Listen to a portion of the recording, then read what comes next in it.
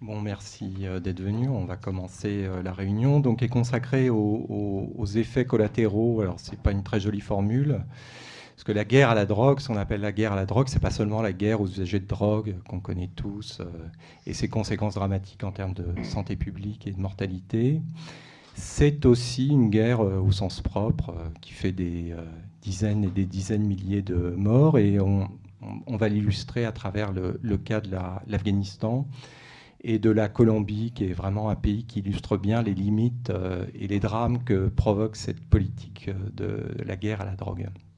Alors, je vais me présenter d'abord. Donc, je m'appelle Michel Gandillon, je travaille à l'Observatoire français des drogues et des toxicomanies depuis 15 ans. Je travaille dans le cadre du dispositif Trend. Je m'intéresse aussi à la question de la géopolitique des drogues, puisque je m'occupe d'une publication qui est disponible sur le site de l'OFDT, qui est téléchargeable, qui s'appelle Drogue en jeux internationaux. Donc, on a relancé une publication. Il y avait une publication dans les années 2000 qui était dirigée par Alain Labrousse, qui a fondé un peu qui a contribué au développement des problématiques liées à la géopolitique des drogues en France. Je lui rends hommage d'ailleurs.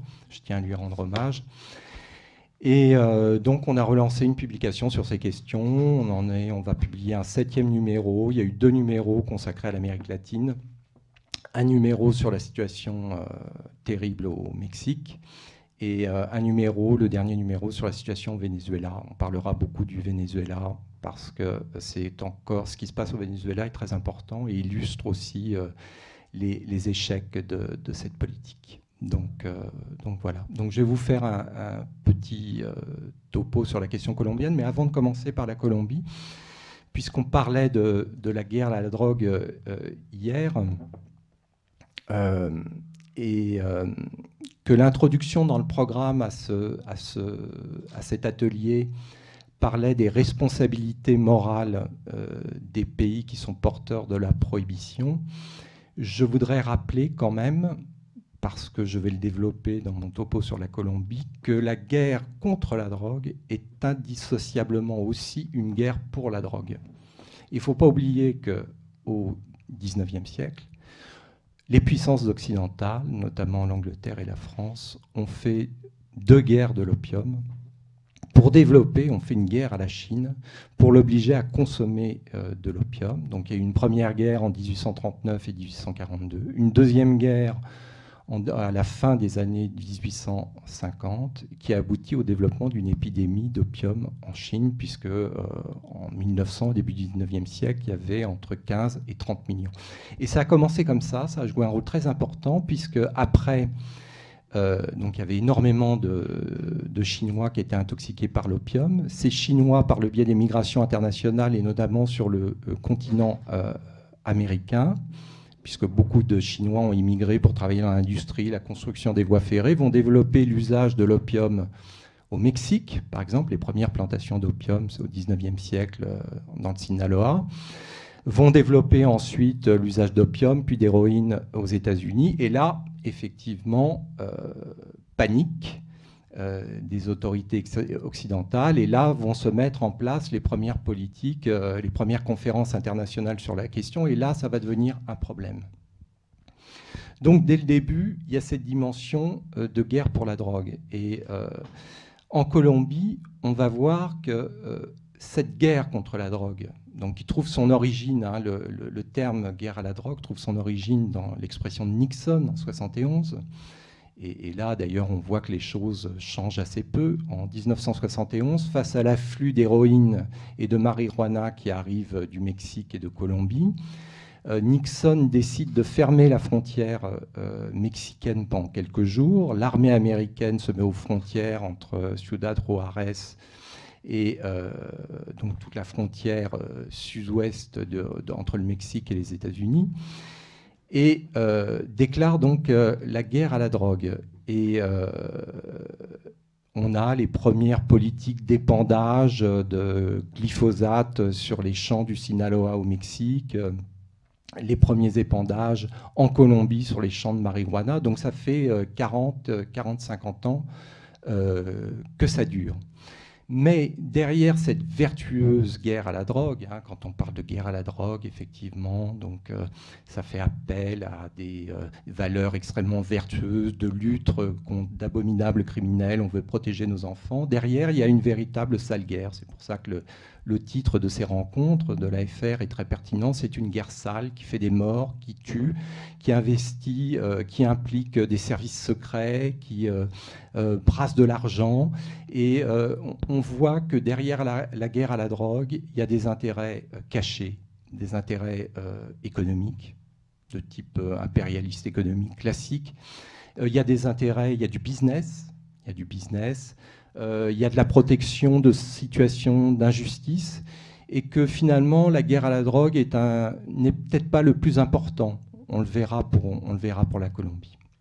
Alors la Colombie illustre vraiment c'est un pays emblématique de la guerre à la drogue. En termes d'effets collatéraux, entre guillemets, on estime que depuis 20-30 ans, les conflits qui ont lieu en Colombie entre différents acteurs, bon, il y a eu les cartels dans les années 90, il y a encore la guérilla des FARC, les paramilitaires, donc et tout ça avec la cocaïne comme carburant, ont fait environ plus de 200 000 morts, des dizaines de milliers de disparus, et 4 millions de déplacés. C'est-à-dire qu'aujourd'hui, la Colombie, après le Soudan, donc qui connaît une situation de guerre permanente depuis des décennies, est le pays qui compte le plus de déplacés. Alors je vais essayer de vous présenter un peu très rapidement, on ne va pas refaire l'histoire de la Colombie, mais je vais vous donner quelques points de repère. Donc, l'économie des drogues en Colombie a commencé à se développer dans les années 60-70. Et ça n'a pas commencé avec la cocaïne, ça a commencé avec la marijuana. On sait peu que dans les années 70, en fait, la Colombie était le principal fournisseur des États-Unis en fait, en marijuana. Cette marijuana était cultivée dans le nord du pays, hein, donc, qui débouche sur la mer des Antilles, est un lieu propice effectivement à la culture et puis géopolitiquement très bien placé. Et que c'est comme ça que les premières bandes criminelles, par exemple Pablo Escobar, le chef du cartel de Medellín, a commencé sa carrière en étant exportateur de marijuana aux États-Unis. Et puis, à la fin des années 70, les États-Unis ont commencé à faire une pression terrible sur le gouvernement colombien, et donc les premières politiques d'éradication de la marijuana ont commencé à avoir lieu avec effectivement des scènes qu'on connaît très bien maintenant en Colombie, des hélicoptères qui répandent du Roundup sur les plantations de marijuana. Que s'est-il passé? Donc c'est une politique qui a rencontré un certain succès. La marijuana a été éradiquée, les petits paysans qui cultivaient la marijuana ont été ruinés. Et ce qui s'est passé souvent quand on éradique, les groupes les plus investis dans la criminalité passent à autre chose. Hein. Par exemple, on l'a vu avec la fin de la prohibition aux États-Unis, les mafias italiennes sont passées au trafic de drogue. Enfin, il y a un effet de déplacement de la criminalité. Donc les groupes qui étaient les plus investis dans l'exportation de la marijuana aux États-Unis ont commencé à se spécialiser dans le trafic de cocaïne. Il faut savoir que dans les années 70, la consommation de cocaïne a commencé à se développer aux États-Unis. Va connaître un développement pendant donc de 70 à 95-2000 où le marché de la cocaïne va commencer à décroître aux États-Unis. Mais donc on est en plein développement du boom de la cocaïne aux États-Unis. Donc pour répondre à ce marché, les groupes criminels qui étaient spécialisés dans la culture de marijuana vont se lancer dans le business de la cocaïne. Alors à l'époque, dans les années 70-80, il y a une sorte de division du travail à l'échelle des 3 pays andins, hein, où il y a une culture de coca. Donc il y a le Pérou, Bolivie, Colombie. Le Pérou et la Bolivie cultivent la coca. Il n'y a pas de culture de coca à l'époque, hein, ces années-là en Colombie, donc en 70-80, il n'y a quasiment pas de culture de coca. Donc il y a culture de coca en Bolivie, au Pérou. On transforme la coca en pâte base, et ensuite la pâte base est importée en Colombie et transformée en cocaïne, parce que les chimistes colombiens ont une excellente réputation, un excellent savoir-faire. Et donc, voilà, on a une division internationale du travail. Les États-Unis interviennent à nouveau, guerre à la drogue. Ils se sont dit, on va empêcher la pâte base d'arriver dans les laboratoires colombiens. Très bien, succès magnifique. Donc, ça va pousser les Colombiens, qui sont très malins, à cultiver la coca en Colombie, alors qu'il n'y en avait pas. Donc ça, c'est ce qu'on appelle un effet ballon. C'est un terme qu'utilisent beaucoup les policiers. C'est-à-dire que vous avez un ballon gonflé d'hélium, vous appuyez à un endroit et puis ça, voilà, donc l'effet ballon. La coca qui était cultivée en Pérou, en Bolivie, va se développer massivement en Colombie, au point dans les années 2000 d'atteindre des dizaines et des dizaines de milliers d'hectares. Alors, ce développement de l'économie de la cocaïne va avoir des effets catastrophiques, et la réponse des États-Unis et de la communauté internationale va avoir des effets désastreux pour ce malheureux pays, puisque bien sûr, comme en Afghanistan avec l'opium, la cocaïne va être le carburant de guerre et de contradictions sociales préexistantes. Quand on regarde l'histoire de la Colombie, c'est un pays effectivement où les problèmes de violence sont extrêmement enracinés.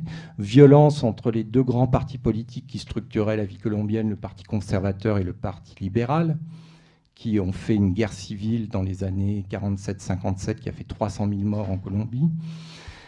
C'est un pays où les rapports de classe entre l'oligarchie terrienne et les paysans sont extrêmement violents. Donc la coca, les problèmes de coca et de cocaïne sont venus se greffer sur des contradictions bien sûr préexistantes. Et donc la coca, l'économie de la cocaïne va être un carburant de la guerre, dans la mesure où des groupes qui existaient déjà, alors tout le monde, on connaît un peu les FARC en France, puisqu'ils ont enlevé Ingrid Betancourt. Donc les FARC, c'est une guérilla qui se réclamait du marxisme-léninisme, qui était qui était le bras armé du PC colombien, qui existe depuis 50 ans. C'est une des plus vieilles guérillas du monde. Ils sont nés en 64, qui jusque-là végétaient dans les marges de la Colombie profonde. Il faut savoir que la Colombie est un pays immense, hein. C'est grand comme la France et la péninsule ibérique. C'est un pays relativement peuplé, et ce qui caractérise la Colombie, c'est le vide. C'est-à-dire qu'il y a des parties entières de la Colombie où l'État n'est qu'une abstraction pour les populations qui y sont. Il n'y a pas d'État. Donc il y a des groupes qui occupent le vide, donc les FARC, qui donc de 64 aux années 80,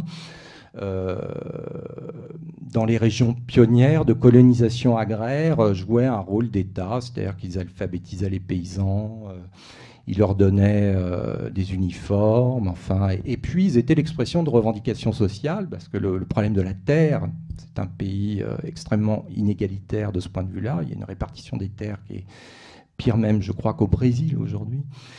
Et donc, longtemps, les FARC ont joué le rôle de contre-État. Et puis les FARC, grâce à la cocaïne, ont commencé à monter en puissance. Ils ont été très longtemps hostiles à l'économie des drogues. Dans leur langage marxiste-léniniste, les drogues, les consommateurs de cocaïne étaient des petits bourgeois. Et donc, d'ailleurs, les FARC interdisent, dans les zones qu'elles contrôlent, l'usage de cocaïne, mais pas la production. Ils ont compris qu'effectivement, avec le développement des cultures de coca, ils allaient pouvoir se financer largement. Alors, ils ont commencé par protéger... Alors, les paysans ont commencé à planter de la coca, parce qu'il faut savoir que pour les paysans, notamment des paysans pauvres, cultiver de la coca, c'est beaucoup plus intéressant que de cultiver du riz et du manioc.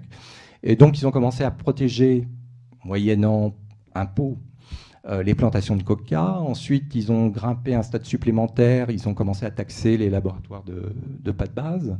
Et ensuite, maintenant, ils ont leur laboratoire de cocaïne, etc. Et il y a un autre acteur qui va se développer dans les années 70-80 en Colombie, ça va être ce qu'on appelle les cartels, c'est-à-dire des bandes criminelles. Donc il y avait à l'époque, dans les années 80-90, deux grands cartels, Medellín et Cali. Medellín très célèbre à cause de Pablo Escobar. Et ces gens, bien sûr, se situaient au stade le plus lucratif, c'est-à-dire le stade à la fois de l'exportation de la cocaïne vers le marché américain, et en partie sur le marché de détail des grandes villes américaines. C'est-à-dire que voilà, on avait une division du travail, on avait Escobar qui était responsable de l'exportation de la cocaïne produite, vous aviez Carlos Leder qui avait acheté une île aux Bahamas qui servait de zone rebond de la cocaïne qui arrivait, il avait acheté une île aux Bahamas, donc ou des avions avec une piste d'atterrissage, des avions atterrissaient chargés de cocaïne qui ensuite débarquaient sur les côtes de Floride. Et puis le reste de la famille était présente à Miami sur le marché de détail de la drogue. Bon, tous ces acteurs vont finir par brasser des millions de dollars et devenir des puissances qui vont concurrencer l'État. Et en réaction à cette situation, on va voir naître, donc il y a les FARC, il y a les cartels, et vont naître un troisième acteur, les paramilitaires.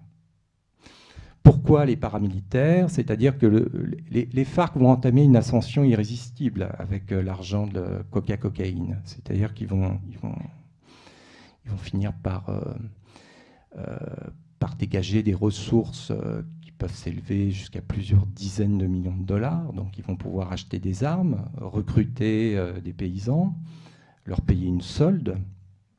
Et puis, dans le contexte de la Colombie de l'époque, touchée par la crise économique, beaucoup de paysans vont rejoindre les FARC. Donc, elles vont passer de quelques centaines de combattants à leur apogée. Elles seront 20 à 30 000, bien armées, dans un contexte où l'armée colombienne est très faible, dérisoire. Très longtemps, l'armée colombienne a été dérisoire. Donc, à leur apogée, elles vont occuper 20% des municipalités du pays. Hein, ce n'est pas rien. Et bien sûr, les FARC vont effrayer les États-Unis. Elles se réclament du marxisme-léninisme, vous êtes très proche de l'URSS. Il y a aussi une guérilla castriste dans le pays. Donc les Américains vont avoir peur de voir un nouveau Cuba. Hein. 1959, révolution cubaine, ça a traumatisé beaucoup les États-Unis. Ensuite, il y a la révolution sandiniste en 79. Et dans les années 90, la Colombie est un État en pleine décomposition, un État failli, pris en étau entre les FARC et les cartels. Donc va naître un troisième acteur, les paramilitaires. C'est-à-dire que les classes dominantes colombiennes, ce qu'on appelle l'oligarchie en Colombie, c'est-à-dire les grands propriétaires terriens, les latifundiaires, etc., vont se défendre face aux FARC. Parce que les FARC enlèvent des grands propriétaires moyennant rançon. Ils ne s'occupent pas seulement de cocaïne, mais enfin, il y a tout un business de l'enlèvement.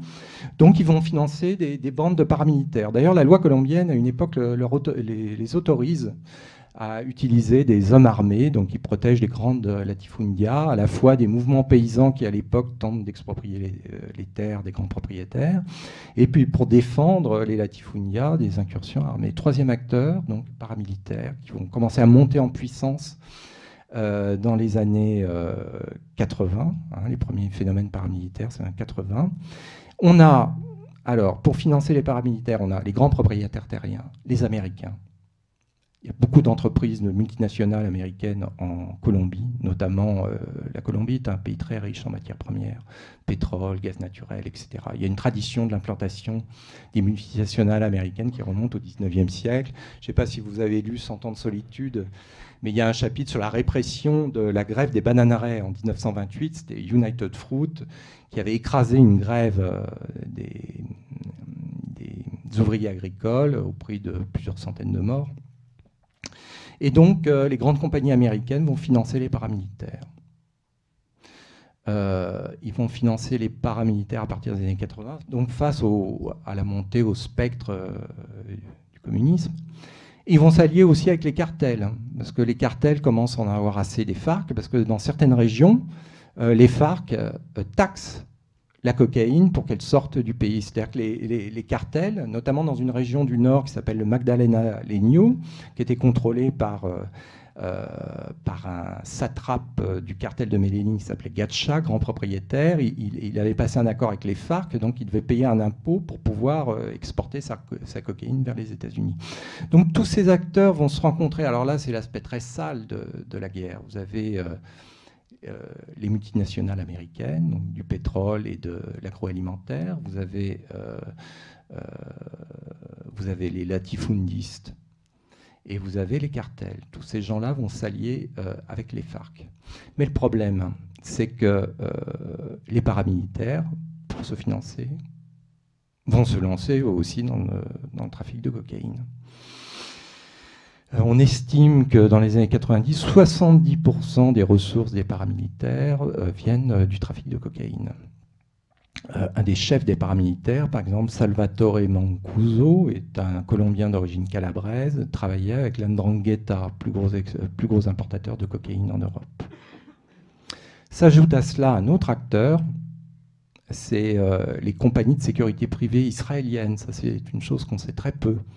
Dans les années 80, les Israéliens, enfin des compagnies israéliennes de sécurité, qui ont une grande expertise dans la contre-guérilla et la contre-insurrection, ont proposé leurs services aux latifundistes, aux cartels, aux multinationales américaines. Et donc on va voir un curieux front commun contre la drogue, contre les FARC, mais je disais guerre contre la drogue qui est une guerre pour la drogue, c'est que ces gens trafiquent aussi de la drogue, se financent par le trafic de drogue.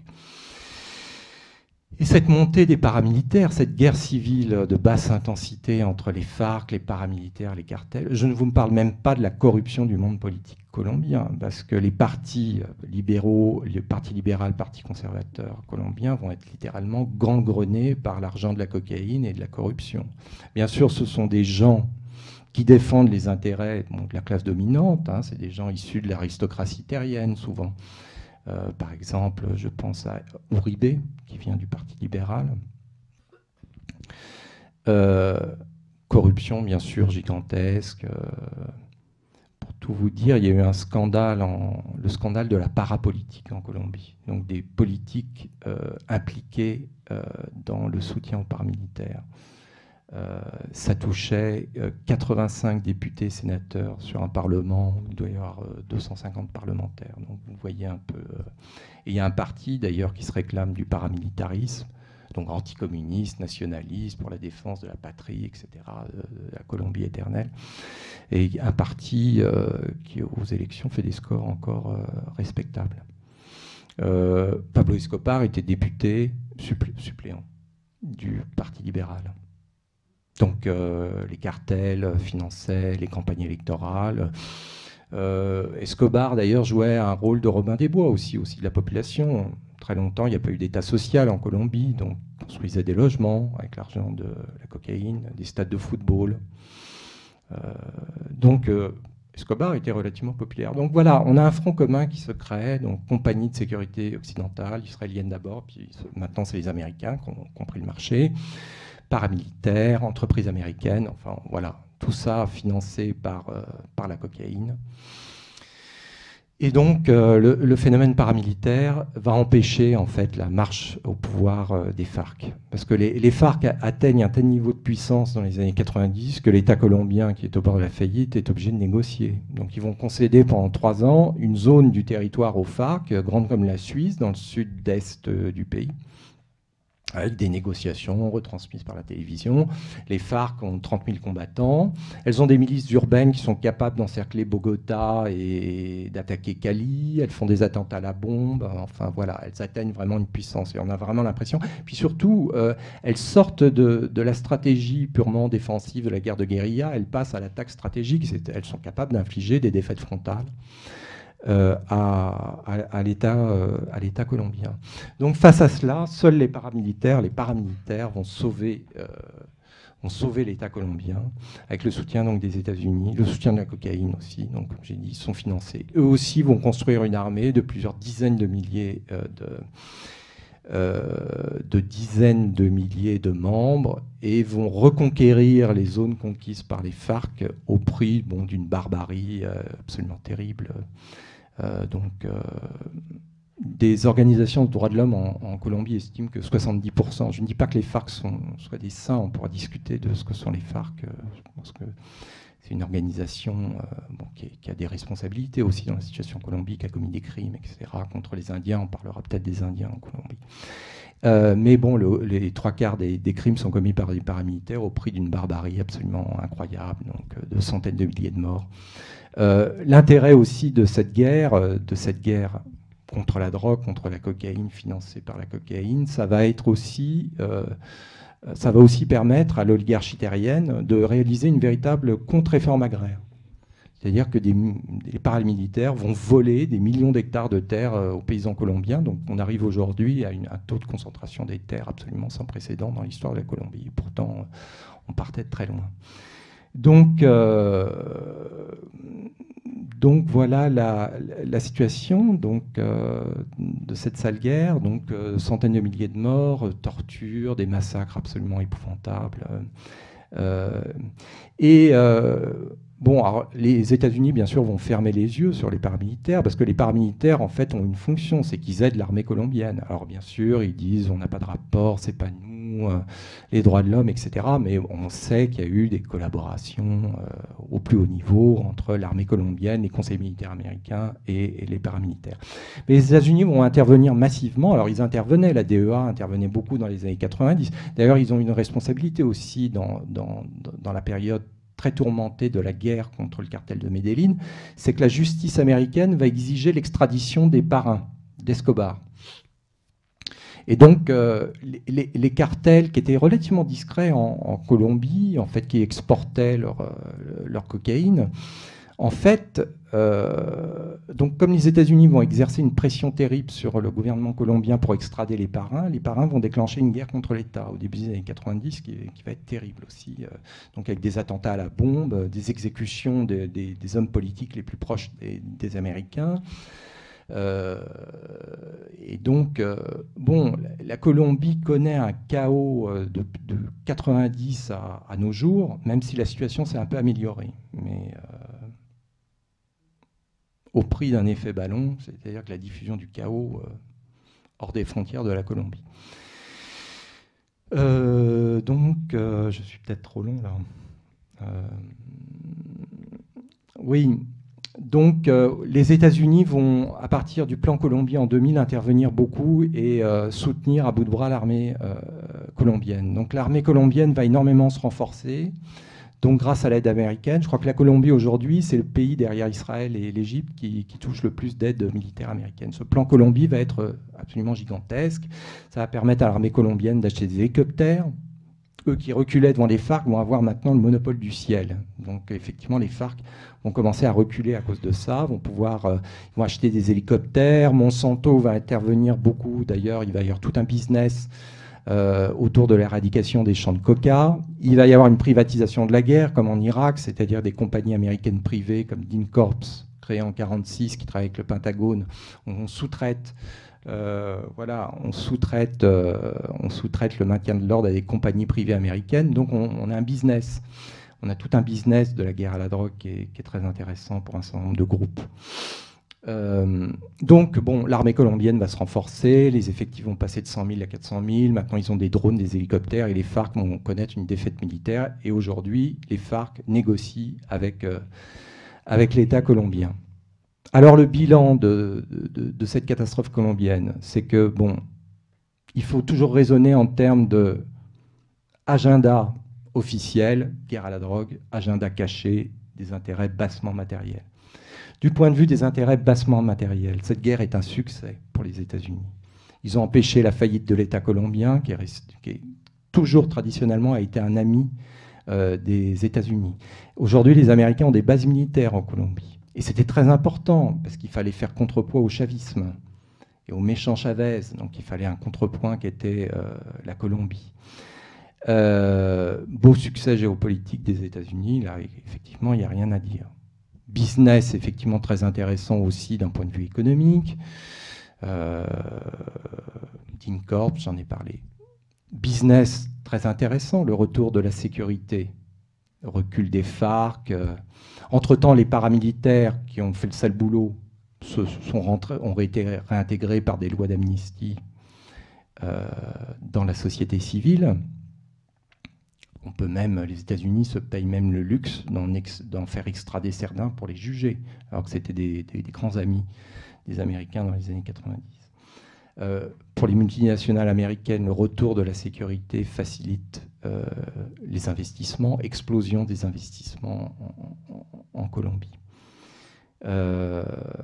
Et donc, la Colombie, aujourd'hui, est considérée comme un dragon de l'Amérique latine. Les taux de croissance sont bons, les investissements étrangers explosent. Bon, il y a 43% de pauvres, 5 millions de personnes déplacées, des bidonvilles gigantesques, parce que cette guerre a provoqué un exode rural gigantesque, la contre-réforme agraire, donc des millions de paysans se sont installés dans les faubourgs de Bogota, de Cali, etc. Et d'ailleurs, une partie de cette population prolétarisée constitue aussi un vivier où on recrute des tueurs, des sicarios, etc. Parce que les cartels n'ont pas disparu. Donc les grandes organisations criminelles des années 90 ont été détruites, mais elles se sont adaptées. Donc on dit maintenant des cartelitos, des petites bandes criminelles, qui bien sûr n'ont plus le dessus du panier comme dans les années 80-90. Maintenant, c'est les Mexicains qui dominent. Voilà. Et là, ça m'amène à l'effet ballon.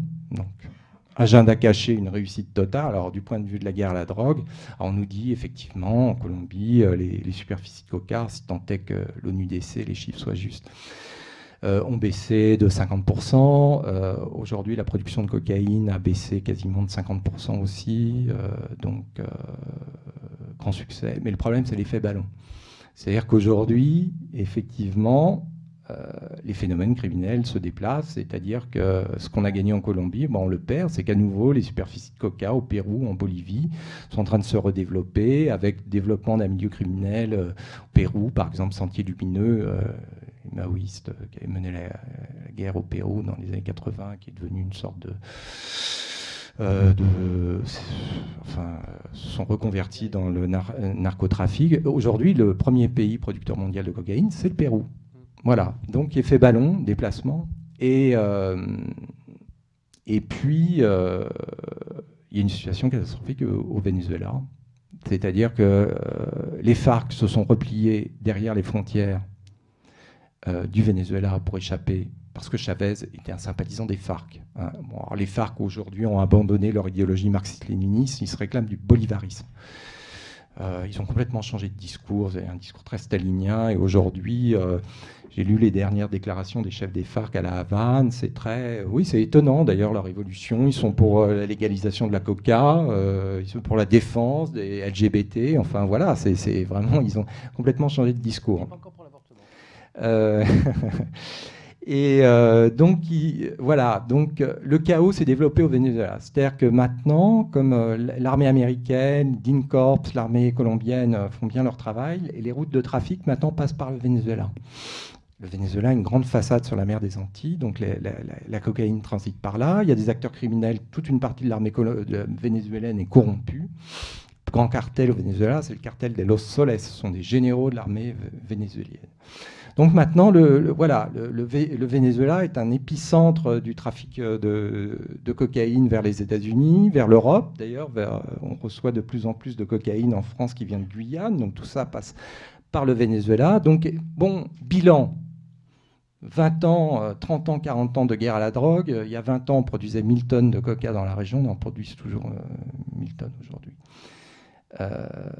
Sauf que, voilà, par l'effet des vases communicants, là où c'était la Colombie, maintenant c'est le Pérou, demain ce sera la Bolivie, enfin bon, voilà.